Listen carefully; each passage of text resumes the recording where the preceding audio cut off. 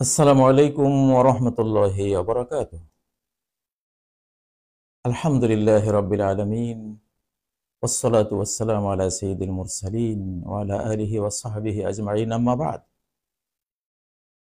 প্রিয় দর্শক শ্রোতা ভাই বোনেরা, আশা করি আপনারা সকলে ভালো আছেন। বাংলাদেশি বাংলা ভাষী বন্ধুরা, আজকে আমার শিরোনাম দেখতে পাচ্ছেন, প্যারাডক্সিক্যাল ওয়ার, পর্ব 1,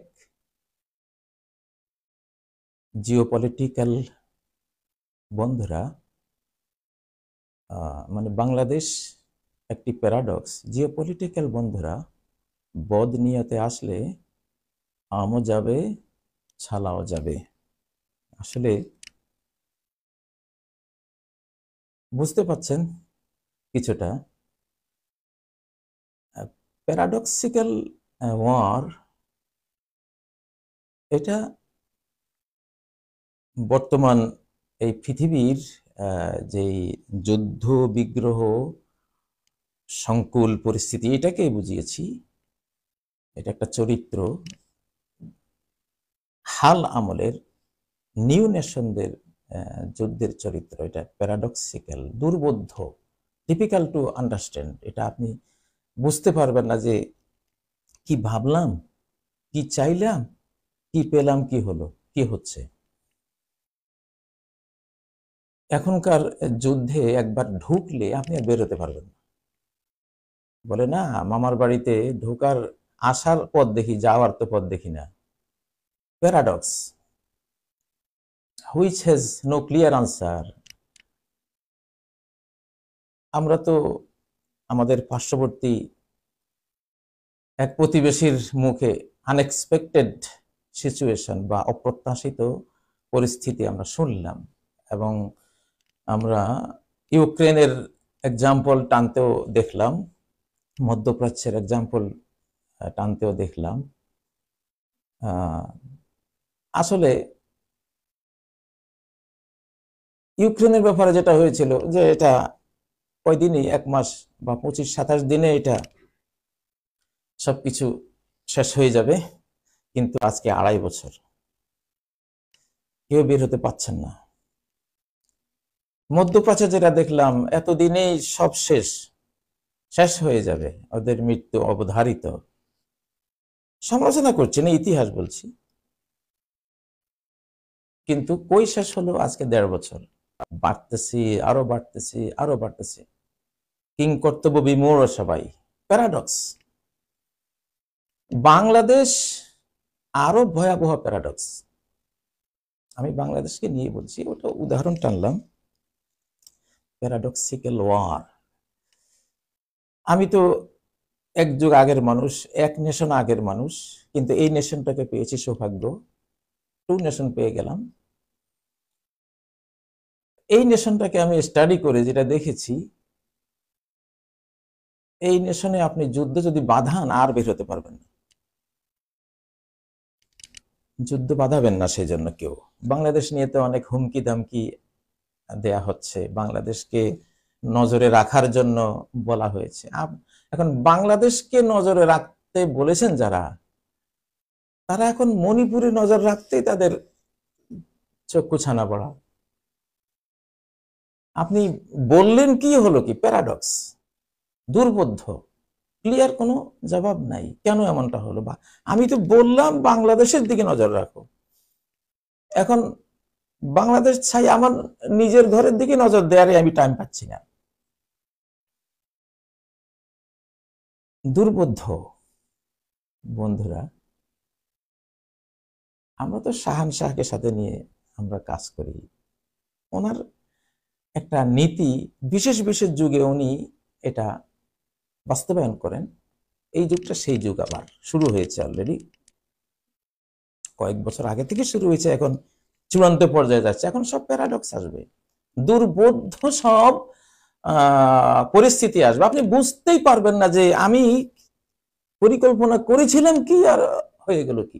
ডক্টর ইউনূস সাহেবকে যখন এনডিটিভি প্রশ্ন করেছিল যে বাংলাদেশের অস্থিতিশীল পরিস্থিতি নিয়ে প্রশ্ন করেছিলেন, উনি বলেছিলেন সাদামাটা জবাব, বাংলাদেশ অস্থিতিশীল হলে 7 সিস্টার্স অস্থিতিশীল হয়ে যাবে। তিনি তো বলেছেন একটা কথার কথা, একটা জাস্ট অভিজ্ঞতার আলোকে একটা কথা বলেছেন, ওখানে শেষ এটা। কিন্তু এই কথাটা বলার পরে প্যারাডক্সিক্যাল ভাবে কি হলো, দেখা গেল চতুর্দিকে সে পরিস্থিতি তৈরি হয়ে গেছে অলরেডি। একদিকে 4000 কিলোমিটার একজনে দখল করে নিচ্ছে, আরেকদিকে স্বাধীনতার জন্য পতাকা উড়ে যাচ্ছে। আমাদের প্রতিবেশী বন্ধুটা, বন্ধু না আসলে শত্রু, ওরা ভেড়ার চামড়া পরে হায়নাগুলো আসে, ভিতরে হায়না কিন্তু ভেড়ার চামড়া নেয়, কি সুন্দর ড্রেস, তারপরে দাড়ি, আবার পাগড়িও আছে। এই ড্রেসটা দিয়ে ভিতরের হায়নাত্মকে লুকিয়ে রাখছে কোনো এক কসাই। শক্ত করে বলি, মানবতার উপরে যারা ঘা মারে তাদেরকে সত্য কথাই বলতে হবে। আশিদ্দা, আল্লাহ বলেছেন তাদের ব্যাপারে আশিদ্দা, তুমি কঠিন কথা বলো, সমালোচনা করো, এটা টিউমার তো, ওটা ছুরি ছুরি লাগবে এখানে, টিউমারকে তুমি এখানে তেল দিয়ে মুছলে কি হবে, ওখানে ডক্টরের ছুরি লাগবে, অপারেশন লাগবে, অপারেশন থিয়েটার লাগবে সেখানে।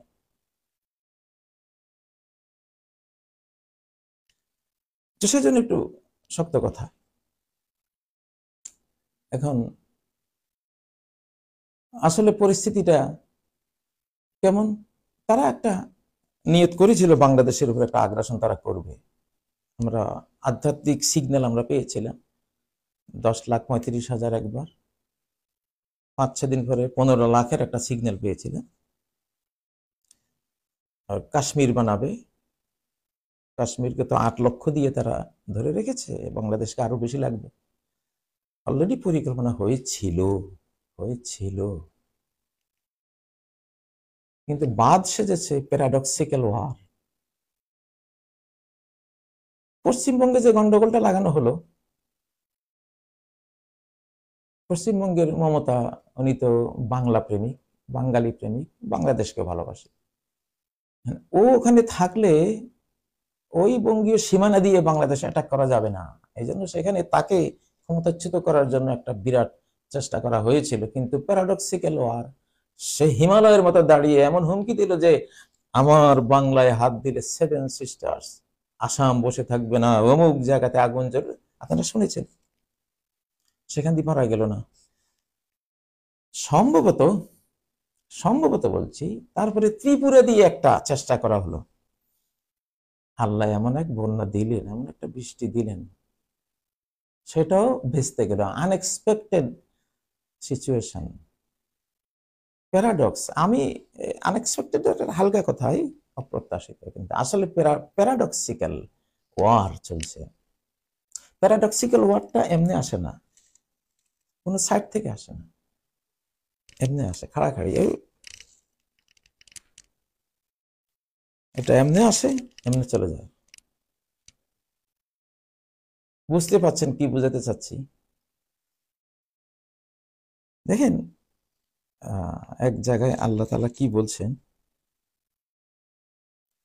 আমি আমার শাহানশাহ নিয়ে কথা বলবোই, আমি ওনাকে সাথে রাখি, চলি ওনাকে সাথে রাখি, কথা বলি, আমার পৃথিবীর আর কারো সাথে তেমন কোনো আমার যোগাযোগ নেই। টুকটাক একটা পরিবারের সাথে টুকটাক, এছাড়া কারোর সাথেই কোনো যোগাযোগ নেই। আমি এই বিষয়গুলো আল্লাহ আমাকে ভালোই বুঝ দিয়েছেন, আলহামদুলিল্লাহ। কৃতিত্ব আমারও কিছু নেই, কারো কিছু নেই, কিন্তু ওনার। আল্লাহ কি বলেন, তিনি তো শাহানশাহ, তিনি তো রাজাদিরাজ, তিনি তো এই বাংলাদেশের মালিক, হিন্দুস্তানেরও মালিক, সারা বিশ্বের মালিক। তার 1 সেকেন্ডের 1000 কোটি ভাগের 1 ভাগও আমরা তার নিয়ন্ত্রণ থেকে বাইরে বাইরে যাওয়ার কোনো সুযোগই নেই। কিন্তু তাকে আমরা দৃষ্টির অন্তরাল বলে আমরা মনেরও অন্তরালে রেখে দিয়েছি। আমরা এই পৃথিবীর স্ক্রিনে যেগুলো ভাসমান দেখি, এগুলো নিয়েই আমরা আমাদের গবেষণা, চিন্তা এসব করি। কিন্তু মাউসটা যার হাতে, কিবোর্ডটা বা ক্লিক যিনি করছেন, কমান্ড যিনি দিচ্ছেন, তিনি তো আমার দৃষ্টির অন্তরালে বলে আমি ওনাকে হিসাবে আনছি না। আমাদের বোকামি সেটা, আমাদের নির্বোধতা, আমাদের মূর্খতা। আল্লাহ বলেন, ওয়ামাকারু মাকরাও ওয়া মাকারনা মাকরাও ওয়া হুম লা ইয়াশউরুন। তারা একটা প্ল্যান করেছে, তাদের প্ল্যানটা আমি জানলাম, আমি কাউন্টার প্ল্যান করলাম। ওমাকারনা মাকরা, আমি একটা কাউন্টার প্ল্যান করলাম। ওহুম লা ইয়াশউরুন, কিন্তু আমার সেই প্ল্যান প্যারাডক্সিক্যাল প্ল্যান, দুর্বোধ্য প্ল্যান, ডিফিকাল্ট টু আন্ডারস্ট্যান্ড। কিছু বুঝবে না, বুঝে নেই। ফানজুর কাইফা কানা আকিবাতু মাকরিহিম। দেখো, এখন দেখো, দেখার মতো জায়গা আছে। কওমে লূতকে দেখো, কওমে আদকে দেখো, কওমে ফিরআউনকে দেখো, কওমে ইব্রাহিমকে দেখো, কওমে নূহকে দেখো, দেখো দেখার মতো জায়গা। কাইফা কানা আকিবাতু মাকরিহিম, তাদের প্ল্যান প্রোগ্রামের পরিণতি কি হলো, আমার কাউন্টার প্ল্যান প্রোগ্রামে কি হলো তাদের প্ল্যান প্রোগ্রাম দেখো। আন্না দাম্মারনাহুম ওয়া কওমহুম আজমাইন, আমি ডিজাস্টার করে দিলাম, একবারে ধ্বংসস্তূপে পরিণত করলাম তাদেরকে আর তাদের জাতিকে, পুরোপুরি কম্প্রিহেন্সিভ ধ্বংস করে দিলাম, সম্পূর্ণ ধ্বংস করে দিলাম। সূরা আন-নামল আয়াত নম্বর 50-51।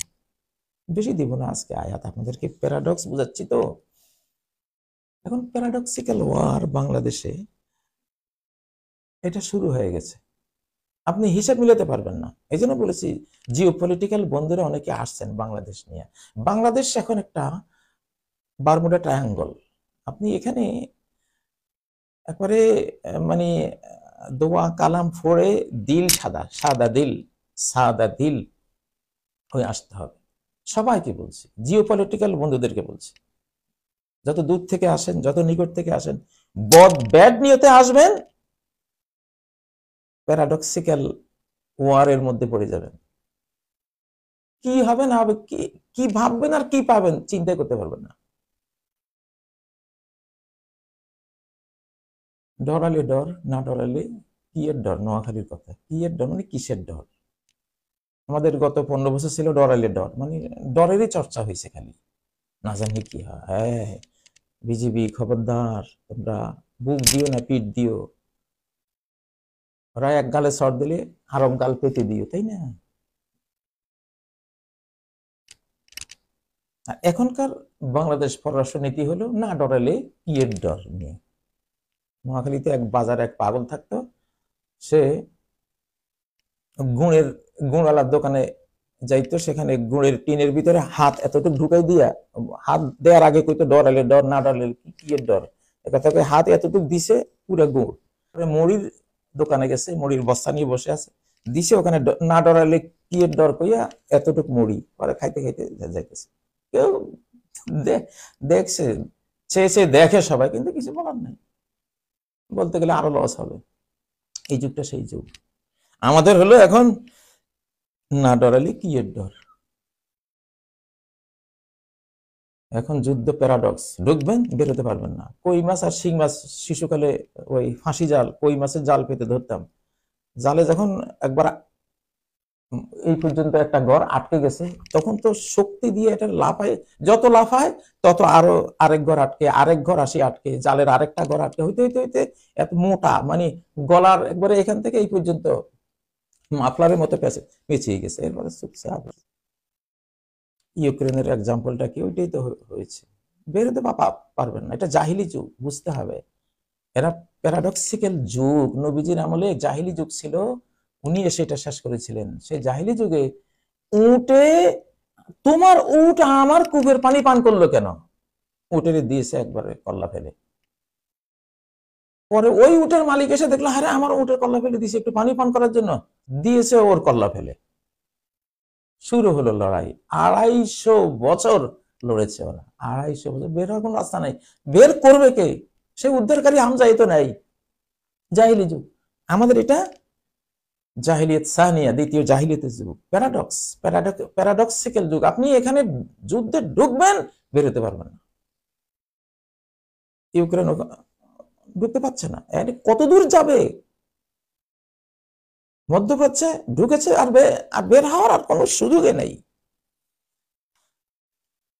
আমাদের প্রতিবেশী, ওই যে আমরা শিশুকালে একটা গল্প শুনে, এটা কি বারমুডা ট্রায়াঙ্গুলের গল্প না জানি কি, আমাদের মা বাবারা, আমাদের চাচি জেঠিরা গল্প করতো যে সাগরে একটা জায়গা আছে ভয়ানক, সেখানে দুইটা হাত আছে এরকম, মানে একটা হাতে এই হাত দুইটা এরকম এরকম করে, এক হাতে ডাকে আরেক হাতে না করে, মানে আসলে আসতে পারো তুমি স্বাধীন, কিন্তু আরেক হাত না করে মানে কি যাইতে পারবা না বাছা, আসলে কিন্তু যাইতে পারবো না, সেটা বলে দিলাম। আমি একটু থ্রেটও দিলাম আর কি, ধরেন একটা থ্রেটও দিলাম, স্পিরিচুয়াল থ্রেট দিলাম, আসতে চান্স দে, আসে, বের হতে পারবেন না, বের হতে পারবেন না। বাংলাদেশ এখন একটা প্যারাডক্স, দেখেন কিছু বুঝতে পারবে না, কোটা থেকে গোটা, ছাত্ররা আন্দোলন করলো কি, কোটা একটুখানি, কোটা সংস্কার করেন, ওরা স্বপ্নে পাবে না যে গোটা দেশ ওদেরকে দিয়ে দেওয়া হবে, তাই হলো প্যারাডক্স, দুর্বোধ্য, দুর্বোধ্য।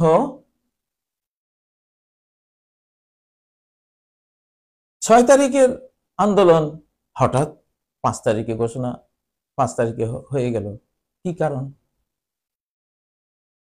এটা কি এটাই কারণ যে ইন্নাল্লাহ ওয়াতুন ইউহিব্বুল ওয়াতুন, আল্লাহ বেজোড় যেন বেজোড়কে পছন্দ করেন? 15ই আগস্ট, 5ই আগস্ট, একটা মিল, মনে হয় যেন প্ল্যান প্রোগ্রাম করা, ওই যে অমাকারনা মাকরান, ওরা একটা প্ল্যান করেছে, আমি একটা কাউন্টার প্ল্যান করেছি, কিন্তু আমার কাউন্টার প্ল্যানে ওরা শেষ। প্যারাডক্সিক্যাল ফাইটারদের সংখ্যা কত? আল্লাহু আকবার, প্যারাডক্সিক্যাল ফাইটাররা যে কত ট্রিলিয়ন ট্রিলিয়ন ট্রিলিয়ন ট্রিলিয়ন, এটা পৃথিবীর কোনো ক্যালকুলেশনে এটাকে আনা যাবে না। আপনি কি পারবেন? বাংলাদেশ নিয়ে কিছু বদ নিয়ত আছে, কিছু ভালো নিয়ত আছে, ভালো নিয়ত যারা নিয়ে আসেন ক্লিয়ার, আপনি আসেন। আমরা দেখেন, আমাদের বাংলাদেশের এখন পররাষ্ট্র নীতি, আমাদের প্রতিরক্ষা নীতি হলো খারাবুল হিন্দ মিনাস চীন, আমি আগে বলেছি, এটা আবু হুরায়রার গোপন ব্যাগের কথা, যে হিন্দুস্তানের ধ্বংস চীন থেকে হবে, বাংলাদেশ থেকে না। বাংলাদেশ তাদের কোনো ক্ষতি করবে না, বাংলাদেশ তাদের শত্রু না, বাংলাদেশের এমন কোনো অ্যাটিচিউডই নাই, কখনো নাই। বাংলাদেশ তাদের দ্বারা ধ্বংস হয়েছে, বাংলাদেশ ক্ষতিগ্রস্ত হয়েছে, বরাবর হয়েছে। আমাদের এক একটা নদী নালা, শত শত নদী নালা, প্রায় 750 শাখা প্রশাখা নদী উপনদী আমাদের, এর শয়ে শয়ে নদীকে ধ্বংস করা হয়েছে, আপনারা ধ্বংস করেছেন। এই তো মাত্র আপনাদের বন্যার ডিজাস্টার আমরা দেখলাম মাত্র। এরপরে আমাদের আমাদের দোষ আছে, ওই যে আমরা আমাদের জাতীয় সঙ্গীতটার কথা বলি না, দেখেন আমি সেদিন আপনাদেরকে বলেছিলাম যে আব্দুল আলিম দুয়ারে আইসা পালকি ওই গান গাইয়া মারা গেছে, মাহফুজ আসে না কো ফিরে ওই গান গাইয়া সে গেছে, মোহাম্মদ রফি আব তো জীবন ওয়াপেস লে লে লে লো, মানে সৃষ্টিকর্তাকে বলতেছে জীবন আর রাখো না, ফেরত নাও, তার ওই গানে এই কথাটা আছে, গেছে। আমাদের গানে কি আছে জাতীয় সঙ্গীতে? মরি হায় হায় রে, আরে বেটা তুই তো মরছো, তাহলে জাতীয় শুনতে মরছো, তাহলে একটা জাতীয় সঙ্গীতে মরি হায় থাকে, মরার কথা থাকে, মরার কথা আছে, হায় হায়ও আছে, এরপরে নয়ন জলে ভাসি এটাও আছে, মরছো হায় হায় করছো, নয়ন জলে ভাসছো, বঙ্গবন্ধু পরিবারের অবস্থা হয়েছে, জিয়া পরিবারের অবস্থা হয়েছে, 57 কিনাকে অফিসারের পরিবারের অবস্থা হয়েছে, সিনহারের অবস্থা হয়েছে, আমাদের অসংখ্য হাজার হাজার দেশপ্রেমিক মানুষদের অবস্থা হয়েছে এখনো। আপনি চাচ্ছেন এটা, মরতে চাচ্ছেন, মরে একটু হাই হাই করবো এটা চাচ্ছেন না, নয়ন জলে ভাসবেন, সবই তো পাইলেন। যাক, এটা প্রসঙ্গ কথা। তো বলছিলাম যে প্যারাডক্স, কোটা থেকে গোটা একটা প্যারাডক্স। হঠাৎ আবু সাইদ, সে তো কোটার জন্য যাচ্ছে, চাকরি করবে, তার স্বপ্ন আছে, সে একটা সরকারি অফিসার হবে বা একটা কিছু হবে, সে দেখ মরে যাই, কোটা থো তোর কোটা ফেলা, প্যারাডক্স।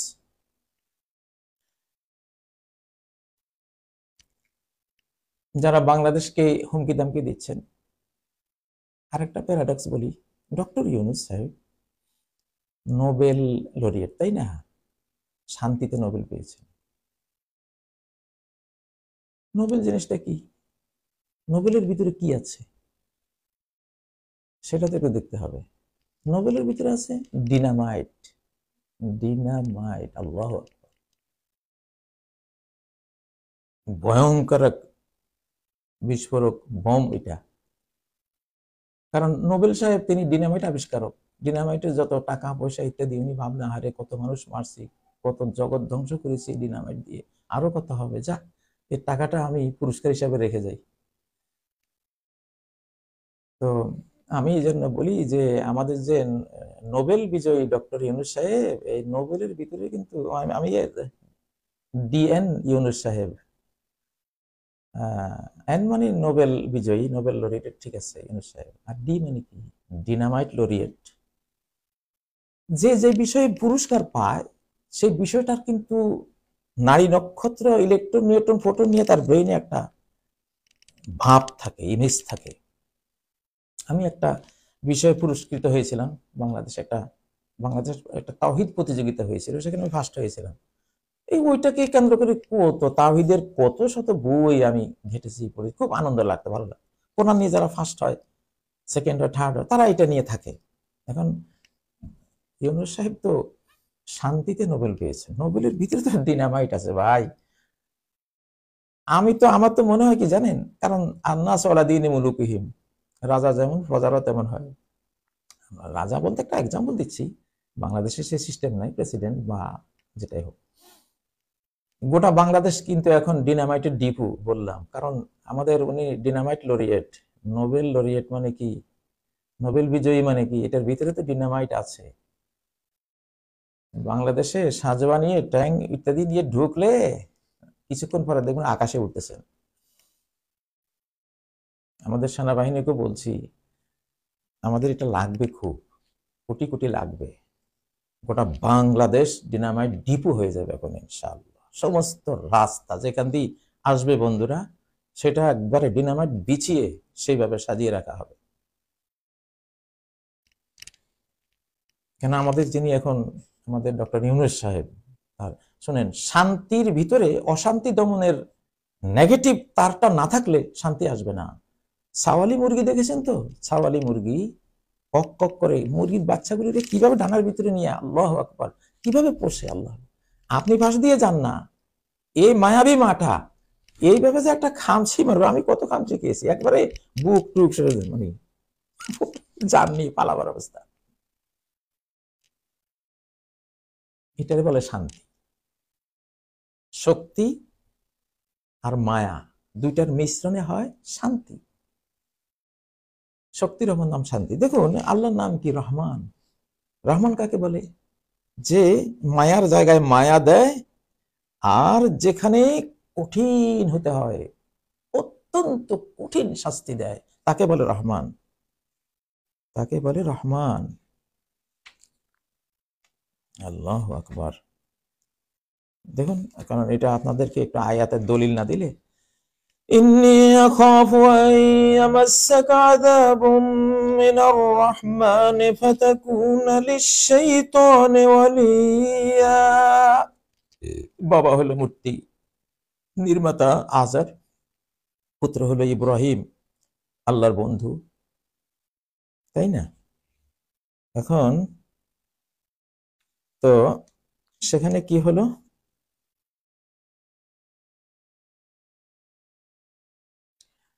বাবাই বলল, তুই যদি আমার এইসব দেবতা অস্বীকার করিস, তোরে আমি পাথরে মেরে হত্যা করে ফেলবো, হুমকি দিল।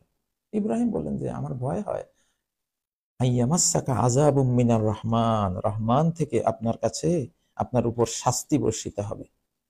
রহমান থেকে, করুণাময় থেকে পানিশমেন্ট আসবে আপনার উপরে, করুণাময় থেকে।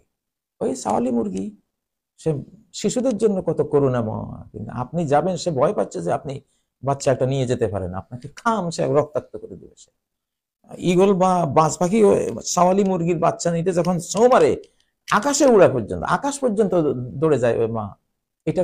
এটা হলো রহমানের স্বভাব, দুষ্টের দমন, শিষ্টের পালন। ইউনূস সাহেব যতই শান্তিতে নোবেল বিজয়ী হোক, উনি আবার ডিনামাইটেই, মূলত ডিনামাইটে নোবেল বিজয়ী, কিন্তু এটা মনে রাখবেন পার্শ্ববর্তী বন্ধুরা, একটু ঠেট না দিলে তো হয় না। আদালতে একটা ঠেট দিয়েছিলাম, সেটা আজকে বলবো না যে আমি একসাথে, না সেটা না বলি, বলেছিলাম বন্ধুদের কথা বলে আমি ঢাকাও দখল করব, সাথে শুরুতে ডি যেই রাজধানী না সেটাও কিন্তু একসাথে নেব, দুইটা একসাথে নেব বলেছিলাম। প্যারাডক্সিক্যাল একটা থ্রেড দিয়েছিলাম যে আমাদের ঘরে ঢুকছেন তো, আমাদের ঘরে ঢুকলে আমাদেরকে নির্যাতন করা যায়, সামলানো যায় না, সামলানো যায় না, পরে এক ট্যাকেল দেওয়া যায় না, যাবে না, যায়নি কখনো, ইতিহাস নাই। কিছু বংশধারা তেমন আছে, কিছু আল্লাহর সাথে রিলেটেড ধারাবাহিকতা মানব জাতির মধ্যে এমন আছে, ওদেরকে আপনি ডিস্টার্ব করতে পারবেন, মারতেও পারবেন, নিহত করতে পারবেন, পরে আপনি শেষ হয়ে যাবেন, আপনার জাতি শেষ হয়ে যাবে। আল্লাহ কি বললেন? আন্না দাম্মারনাহুম ওয়া কওমাহুম আজমাইন। সূরা বুরুজের একটা বালক, সে বালককে খুন করার জন্য ওই সময়ের মূর্তি পূজারী রাজা পাহাড়ের উপরে নিয়ে গিয়েছিল 9 জন দুর্ধর্ষ সৈন্য দিয়া, যে বালকটাকে পাহাড়ের উপরে মেরে তোরা চলিয়া, ওই 9 জন গিয়েছিল ওখানে মারার জন্য শিশুটাকে নিয়ে। পাহাড়ে এমন এক ভূমিকম্প তৈরি করলো, ওই 9 জন সেখানে বাস ডেড বডি, শিশুটা সুন্দর ফিরত আসলো। আবার তাকে মারার জন্য নৌকাতে করে পাঠিয়ে দিয়েছে, ওকে সাগরে ফেলে দিয়ে আয়। যারা ফেলে দিতে গিয়েছে ওরা সব ডুবে মারা গেছে, সে ঠিকই চলে আসছে। এরকম হয়, এগুলি প্যারাডক্স। হযরত ওমর যে একটা লোককে জিজ্ঞাসা করছিলেন তোমার নাম কি, বলে শেহাব। তোমার বাপের নাম কি? না, তার নাম, তোমার নাম কি? বলে জামরা। বাপের নাম কি? শেহাব। এলাকার নাম কি? হোরাকা। তোমার হোরাকার কোন পাশে আছে? জাতুল লাযা। চারুটাই আগুন। ওমর কি বললেন, যাও দৌড়াও, দেখো তোমার ঘরে আগুন লেগে গেছে, বাড়ি শেষ। যাই দেখেছে বাড়ি আগুন লেগে গেছে। তো এতদিন এই নামটা তো ছিল, হোরাকা, লাযা, শেহাব, জামরা সবই তো ছিল, এতদিন তো পাওয়া গেল না। ওমরের সাথে কি সম্পর্ক? ওমরকে সে এটা ইন্টারভিউ দিচ্ছে আর ওখান দিয়ে আগুন লেগে গেছে। হ্যাঁ, এটাই প্যারাডক্স, বুঝবেন না আপনি। সেদিন বলছি ভাই, বাংলাদেশে আপনার জিনিস লই আপনি থাকেন, আপনার নাম লই, আপনার নাম নিয়ে আপনি থাকেন। মুদি, মুদি একটা শব্দ ধরেন পৃথিবীতে, আমি কার নাম বলছি না, মুদি একটা নাম। মুদি মানে কি? ধ্বংসাত্মক, যে ধ্বংস হয়, ধ্বংস করে। আহতানু লিল মালি ইন আউদা ফাআজমাউহু ওয়ালাস্তু লিল মালি ইন আউদা বিমুহতালি। আউদা ইহুদি থেকে, আরবিতে মুদি মানে যে ধ্বংস হয় এবং ধ্বংস করে। ডিস্ট্রাকশন নামের আছে পড়বে, আপনার নাম লয়ে আপনি আপনার জায়গাতে থাকেন। বাংলাদেশ নামক প্যারাডক্সে কেউ ঢুকতে আসবেন না। প্যারাডক্সিক্যাল ওয়ারে পড়ে যাবেন, একেবারে টেরই পাবেন না, বুঝতে পারবেন না কোন থেকে কি হয়েছে। এ পর্যন্ত যা হচ্ছে তা তো দেখতে পাচ্ছি প্রিয় বন্ধুরা। তো সেজন্য আপনাদের প্রতি আজকে এই বিষয়টাকে বিষয় বানালাম। আমাদের দেশ, আমাদের দেশ, আমাদের দেশ, আমাদের দেশে যারা আছেন সৈন্যবাহিনী, আমাদের গণবাহিনী দরকার।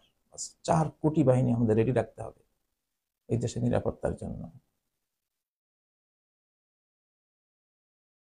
এই যে চুক্তি আছে না, চুক্তি ধরেন, এগুলি চুক্তি ছড়ে ফেলে দিবেন। ঠিক এই সিনারিটাই দেখেছি কোথাও স্পিরিচুয়াল ওয়ার্ল্ডে, একবারে এই সিনারিটাই দেখেছি। চুক্তি, এটা তো চুক্তি, তাই না? যত গোপন কত কিছু চুক্তি, নাহলে বাঁচতে পারবেন না। পরে হবে কি হয়, আরো বহুত সময় আছে। ধ্বংসস্তূপে এখন ওইদিকে তাকাবার টাইম নেই। আগে আমরা রাষ্ট্রটাকে রেডি করি নাই। আমরা ইউনূস সাহেবের সাথে আছি। গোটা জাতিকে এখন পিপিলিকার গোল্লা, পিঁপড়ার গোল্লার মতো হবে। বন্যার মধ্যে পিঁপড়া যখন মরণাপন্ন হয়, কোটে পিঁপড়া মিলে একটা বল তৈরি করে, গোল্লা। আমি দেখেছি শিশুকালে এরকম, মাছ মারতে গিয়ে দেখেছি, আরে কোটি পিঁপড়া, এবার গোল্লাটা আবার এইভাবে ঘুরে আস্তে আস্তে। নিঃশ্বাস যাতে নিচে যারা আছে পানির সাথে, তারা যাতে নিঃশ্বাস বন্ধ হয়ে না মারা যায়, যেন তারা আবার এটাকে সাঁতরে তাদের হাজার পা দিয়ে এইভাবে করে, তো ওটা রোলিং করে এইভাবে। ঠিক বাংলাদেশকে এখন পিপিলিকার গোল্লা। আপনাদের যে দলীয় কামড়াকামড়ি শুরু হয়েছে, ন্যাশনাল জিওগ্রাফিতে দেখেন না, 2 শক্তিশালী আপনার যে দুম্বা অথবা হরিণ অথবা ওরা শিং দিয়ে গুতেচ্ছে, আর পিছন থেকে বাস অ্যাম্বুশ করে আছে কে? একটা চিতা অথবা একটা রয়্যাল বেঙ্গল টাইগার ধাম করে এসে একটাকে তুলে নিয়ে গেছে। এই হবে আপনারা এখন এইটা করতেছেন। আপনারা যারা এখন এই দল সেই দল কোন দল করছেন, বিভিন্ন অধিকার দাবি দাওয়া নিয়ে সরকারকে নাজেহাল করতে আসছেন, আপনারা যারা কেউ এখনই মাজার ভাঙছেন, আপনাকে মাজার ভাঙার দায়িত্ব কে দিয়েছে? মাজার তো ইসলামের না, এটা ঠিক আছে, আপনি ফতোয়া দিবেন, আপনি মিডিয়ার জগতে বক্তব্য তুলবেন যে এটা তো ইসলামের না, কুসংস্কার, এখানে অনেক এই পাপাচার ওই পাপাচার, এগুলি বলবেন। কিন্তু ভাঙ্গার দায়িত্ব হলো কাজীর, একটা মুফতি, এটা হলো কাজী। মুফতির কাজ হলো শুধু ফতোয়া দেওয়া, জ্ঞানগত দিক তুলে ধরা, বাস এইটুকু, তার আর কোনো দায়িত্ব নাই এখানে। আর এটা ভাঙতে হবে না কি করতে হবে সেটা কাজই করবে, বিচারক। সেটা বিচারালয়ে সেখানে রায় হবে, রায়ের পরে সরকার অ্যাকশনে যাবে।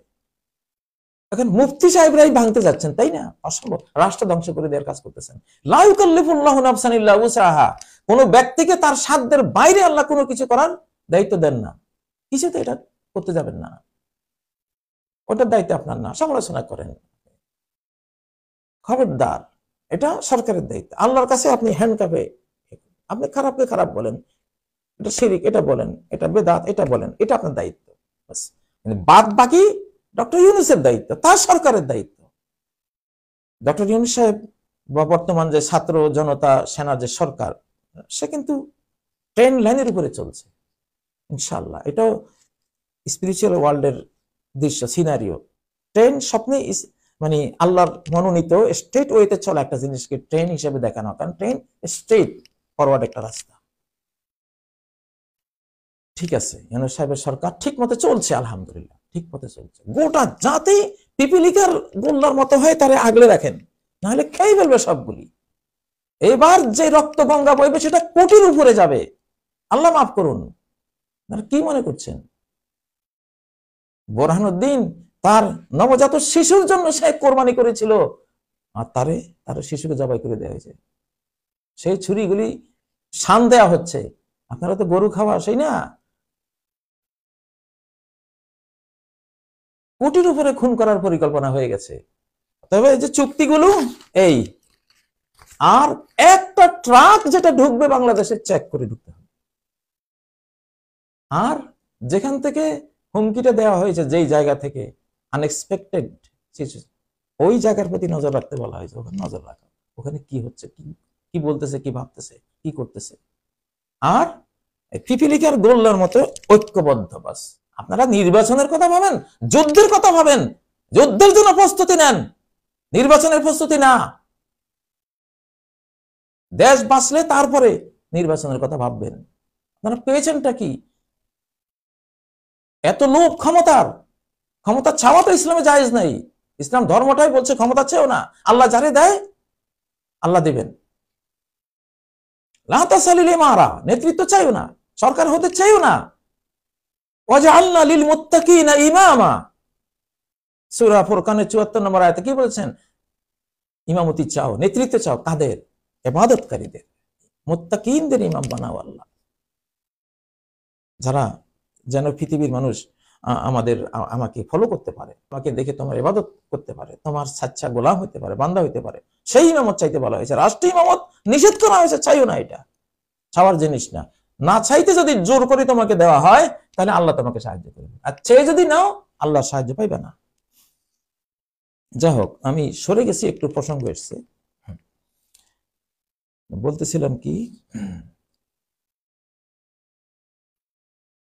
বাংলাদেশ আদতেই এক ভয়াবহ হুমকির ব্লুপ্রিন্টের মধ্যে কিন্তু পড়ে আছে, এটাকে রেখে দিয়েছে। কিন্তু আমি তাদেরকে বলছি, আপনি যেই পরিকল্পনা, প্ল্যান, প্রোগ্রাম নিয়ে আসবেন, এসে দেখবেন হায় হায় রে কপাল, কেন আসলাম? প্যারাডক্সিক্যাল ওয়ারের মধ্যে পড়ে যাবেন। লম্বা করবো না আর, এটা কিন্তু পর্ব 1 দেখতে পাচ্ছেন, প্যারাডক্সিক্যাল ওয়ার পর্ব 1। তো কিছু কথা বললাম, এটা আমাদের জাতির নিরাপত্তার জন্য বললাম। আল্লাহ আমাদের বাংলাদেশকে রক্ষা করবেন, টের পাচ্ছেন না? আল্লাহ বাংলাদেশের পক্ষে যে আছে। কিভাবে বন্যা আক্রমণ, এটা একটা আগ্রাসন, ফ্লাড আগ্রাসন একটা হলো, গোটা জাতিকে আল্লাহ তারা লাগিয়ে দিয়েছেন সেবা। প্যারাডক্সের পর প্যারাডক্স আমি দেখতে পাচ্ছি। আমি যে তরুণ, যে যুবক, যে নিউ নেশন, আমাদের যে নতুন প্রজন্ম যারা, এরা তো রাজনীতির রয়ের কাছে ছিল না, এরা রাজনীতির ধারে কাছে না, এরা টিকটক, এরা মোবাইল, এরা গেম, এইসব নিয়ে ব্যস্ত। এক হেসকা টানে রাজনীতির বাবা এখন তারা। আমরা যারা আমরা বুঝি না, ওরা বুঝে। প্যারাডক্স কল্পনা করতে পারবেন? ভাবতে পারবো না যে কিতে কি হয়েছে। একের পর এক চেষ্টা করে যাচ্ছেন এই সরকারকে ফেলে দেওয়ার জন্য, চেষ্টা কিন্তু অব্যাহত রয়েছে।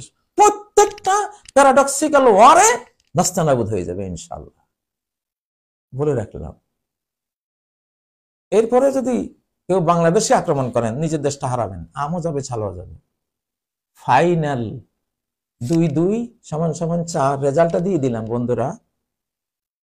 আমার এই দেশটা যদি আপনি আক্রমণ করেন, আপনার দেশটা আপনি হারাবেন, হারাবেন, হারাবেন, হারাবেন, পরে কান্নাকাটি করবেন, আমাদেরকে দোষ দিতে পারবেন না, বলে দিলাম। অতএব বাংলাদেশে যারা আসতে চান, ব্যাড নিয়তে আসবেন না। বদরে একটু বাঁকা করি বলে ব্যাড হয়ে যায়, ইংরেজি হয়ে যায়, তাই না? বদ নিয়তে আসবেন না, নেক নিয়তে আসেন। বাংলাদেশ থেকে, ঠিক আছে, আমরা বাংলাদেশে এই জাতির চেতনা, তারা 350 বছর গোলামির শিকল বইতে বইতে তারা এখন আর মন মাঝি তোর বইটা নেড়ে আমি তো আর বাইতে পারি না, সে অবস্থায় এসছে।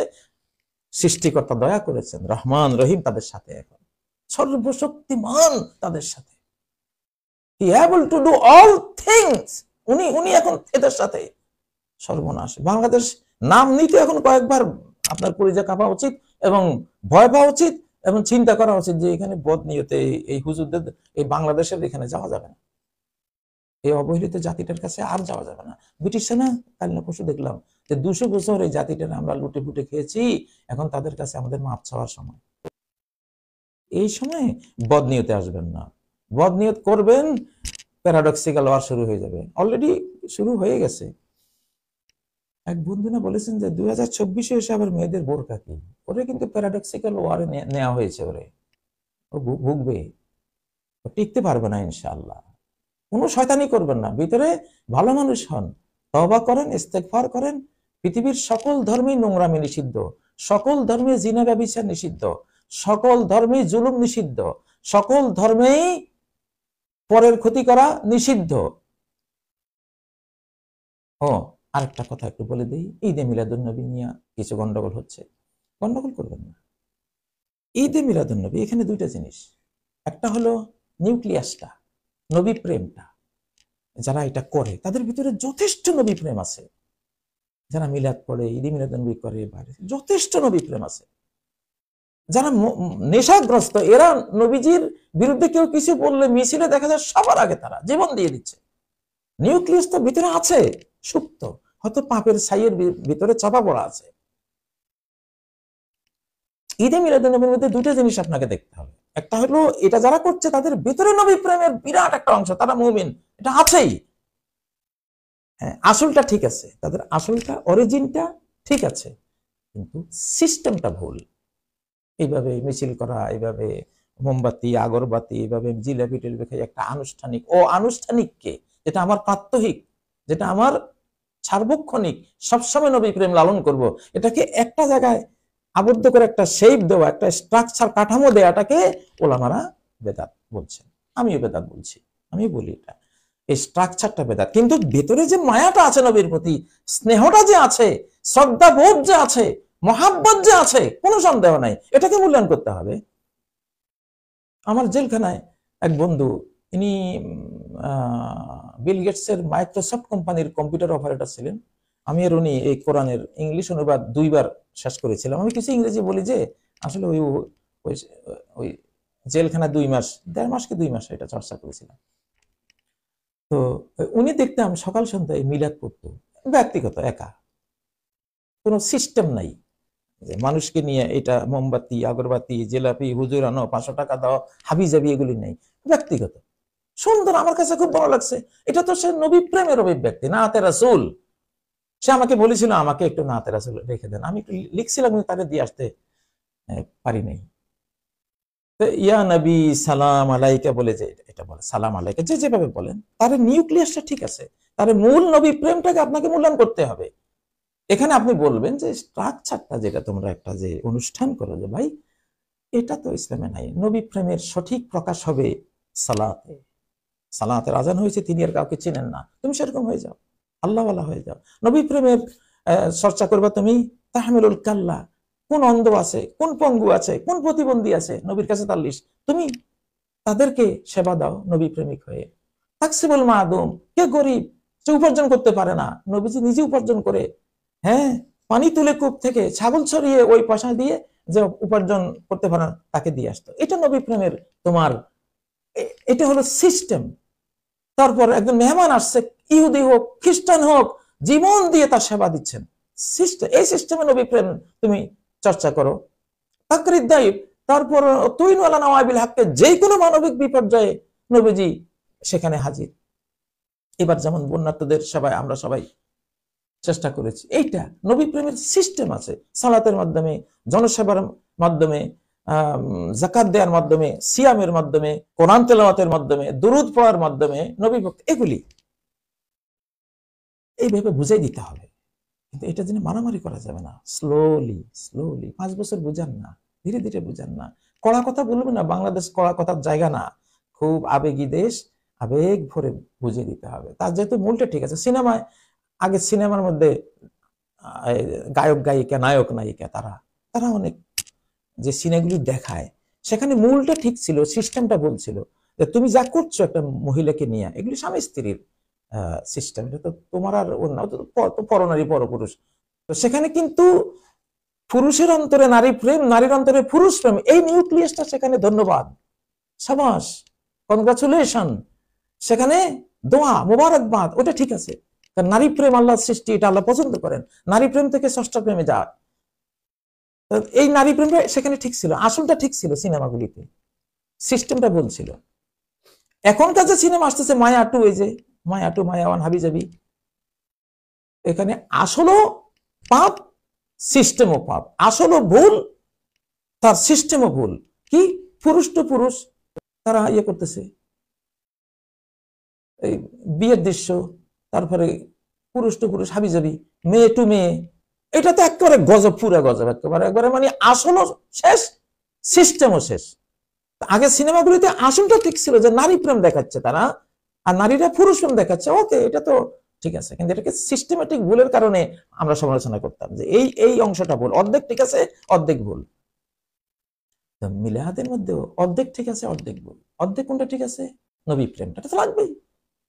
এখন এই বেচারা তো জ্ঞানে পাইনি, তারা এটাকে নবী প্রেম ভাবছে। তুমি বুঝিয়ে দাও, তাকে লালন করো, তাকে সুন্দর করো, নির্মল করো।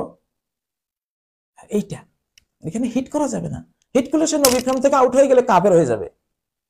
সেই ভুল, সেই নবী প্রেমটাকে ভুল সিস্টেমে ধারণ করছে। তুমি সিস্টেমকে যদি মারতে গিয়া, কম্বলের উকুন সাফ করতে গিয়ে কম্বলটা যদি পুড়ে দাও, তো অস্তিত্ব শেষ হয়ে গেল। এখন যদি তুমি এই বেদাতকে রোখাইতে গিয়ে এমন কঠোর, এমন কর্কশ, এমন রুক্ষ হইলা, যা দরকার নেই আর। নবী প্রেম থেকে সে ওইটা থইয়া যায়, এখন ওই যে কিনা কয় কামরূপ কামিক্ষা, আর ওই যে কিনা কয় উল্টা পথে চলে গেল, নবীকে ভুলে গেল। তাহলে কি করলে তুমি? এই জন্য খুব সাবধান। সমাজ সংস্কার এত সোজা না, বহুত কঠিন, সবটা বুঝতে হবে। যে অর্ধেক ঠিক আছে সেটা লালন করব, যে অর্ধেক ঠিক নেই ওটাকে সুন্দরভাবে একটা বুঝিয়ে সুঝিয়ে সময় নিয়ে তার সাথী হয়ে সোহবত দিয়ে 1, 2, 3 বছর তারে বুঝিয়ে সাথে থাকলে অটোমেটিকই এক বন্ধু আরেক বন্ধুর ধর্ম, তার কর্ম গ্রহণ করে। আল্লাহ তৌফিক দেয়। আমি অনেক লম্বা করে ফেলেছি আসলে। তো প্যারাডক্সিক্যাল ওয়ার, বাংলাদেশের বিরুদ্ধে কারো যাতে ভিতরে কোনো বদনিয়ত না থাকে, সে যেই হন না কেন, আপনি যত বড় ক্ষমতাধারী হন না কেন, আপনার উপরে ক্ষমতাধার একজন আছে। আপনি প্যারাডক্সিক্যাল ওয়ারে পড়ে যাবেন, কিতে কি হবে, আপনার আমও যাবে, ছালাও যাবে। আল্লাহ তাআলা আমাদেরকে হেফাজত করুন। সুবহানাকাল্লাহুম্মা ওয়া বিহামদিক, আশহাদু আল্লা ইলাহা ইল্লা আনতা, আস্তাগফিরুকা ওয়া আতুবু ইলাইক। আসসালামু আলাইকুম ওয়া রাহমাতুল্লাহি ওয়া বারাকাতুহু।